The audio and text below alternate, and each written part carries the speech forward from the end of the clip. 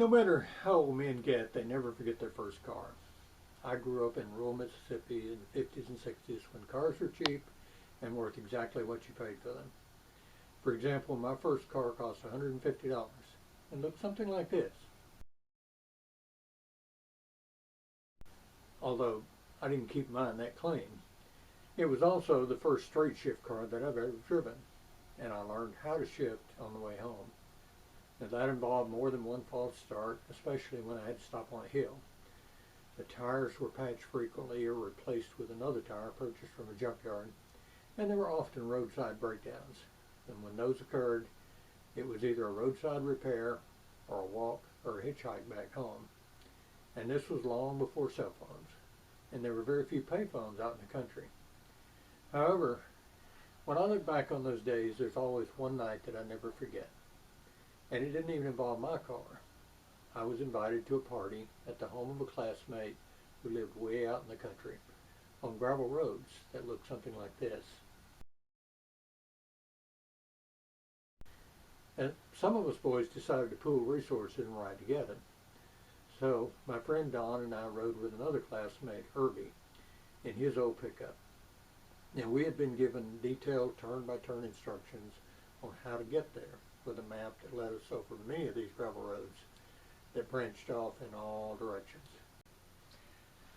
But being good map readers, we were able to find our way and arrived on time for the party. It was a very laid-back party with refreshments, music, and party games. The most exciting perhaps being a spin-the-bottle game. The bottle spinning paired up boys and girls who then walked down the road in the dark and back. And what occurred during those walks was the subject of much speculation. However, after several hours of fun, it was time to find our way back. That's when the fun really began. The roads that got us out here now look like this. The map that got us there was also fairly useless, giving us instructions like take the first left after the church did no good in reverse because we were now taking a right before the church. And if we took the wrong right, we never even saw the church. Additionally, it was pitch black with no lights except the pickup headlights. To make matters worse, it wasn't long before we heard Herbie say, "Uh-oh, I don't have any brakes."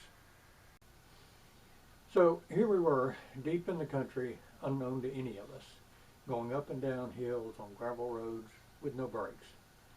Now I must say Herbie did an excellent job of controlling the speed, topping the hills at a very low speed, and using the transmission to slow us down, going downhill, or negotiating those unexpected curves. We wandered aimlessly for 30 minutes or so, turning around, taking different turns, at least 3 times before we decided the only way we were going to get out of here was to ask for directions. Finally, we came to a house with lights on and we eased into his driveway. Unfortunately, there was an unexpected downhill grade to the house, and the only way to stop without hitting the house was to bump up against a tree.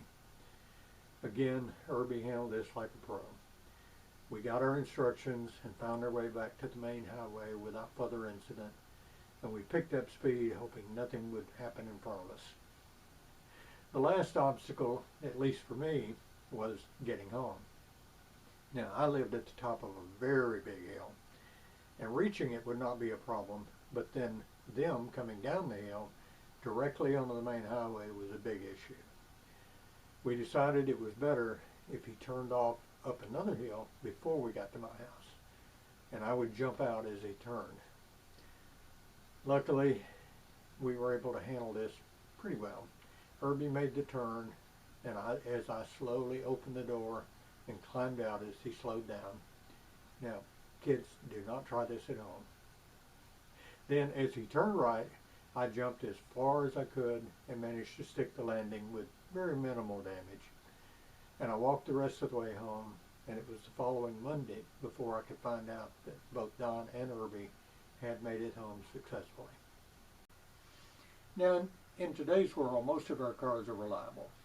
When they do fail, we have OnStar, the cell phones, maybe even AAA to bail us out. But still, I smile when I think about that night driving in the dark with no brakes. This has been Larry Robinson, reminiscing. Until next time, so long.